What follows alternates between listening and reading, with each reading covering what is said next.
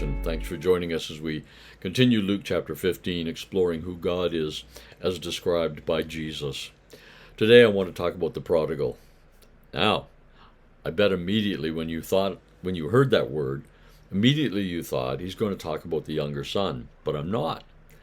There's another prodigal in this story, and it's the father. Now, we think of the word prodigal as meaning sinful and wild and crazy, but that's not really what it meant. The word prodigal simply meant wasteful, going to excess.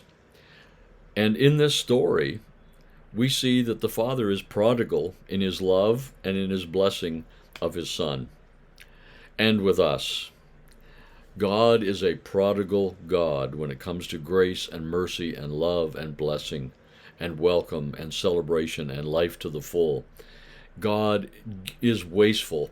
You see, the word prodigal means more than necessary. It's doing something with so much okay, if somebody says, "Can I borrow $10?" and I give them 100, that's prodigal. They didn't need 100. They only asked for 10 because that's what they needed. And how am I to know? They may take that other 90 and go blow it on something really foolish and stupid and wasteful. Being prodigal is giving in excess without any conditions on it. And that's what this father is. He's prodigal like that in his blessing. Even if he had just hired this kid back as a hired servant, that would have been more than enough, wouldn't it? That would have been really gracious of this father. And the neighbors would have probably gone, "I wouldn't have done that. I wouldn't have hired him back. I'd have made him work for free for a while just to see if he's really serious about this." Even if the father had hired him back and also hugged him and kissed him, that would have been way more than enough, wouldn't it? I mean, the neighbors would have been gone like, "Oh," they'd have shaken their head and shouldn't have done that. That's just foolishness. That's foolishness. But the father goes beyond that. You begin to get the picture of how prodigal the father is. He not only hires him back as a son, he not only hugs him and kisses him and runs out to greet him, but then he gives him the robe and the ring and the sandals. Wow, this is just going too far. This is just total.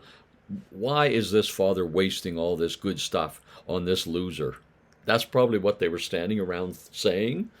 Why would he's prodigal. We thought this was a sensible man. We thought he had good sense about how to handle his money and his estate and to treat people. What is he doing treating people like, you see, that's exactly the attitude of these religious people to Jesus in verse 1.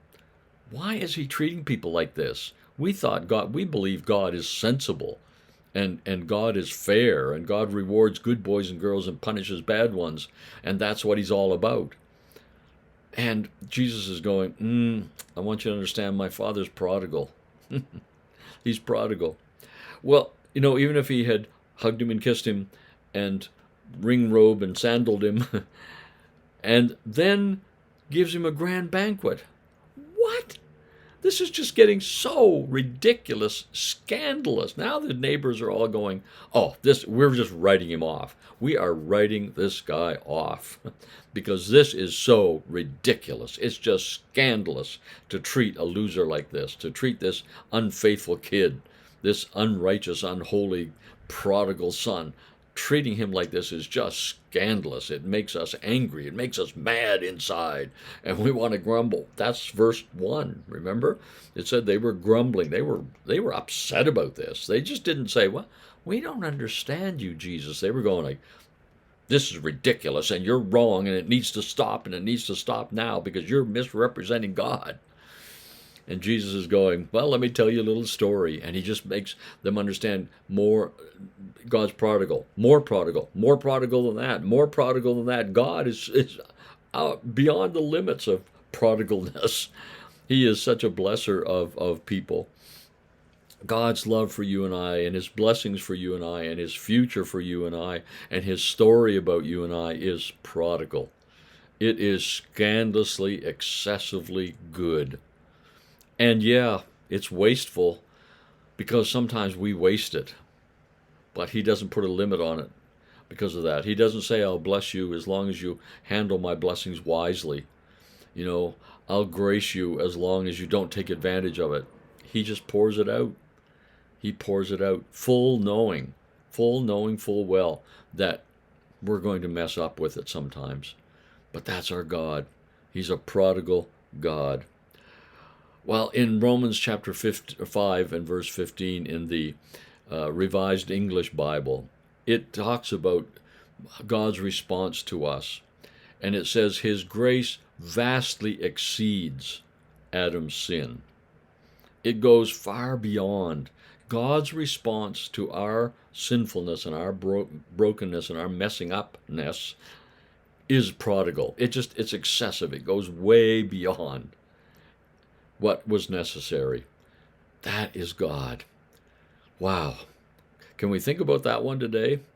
The prodigal God who will bless us beyond our wildest imagination, even when we aren't really faithful, careful, and good stewards of it. He will still bless us anyway. Well, good news to think about today, isn't it? We'll talk again tomorrow.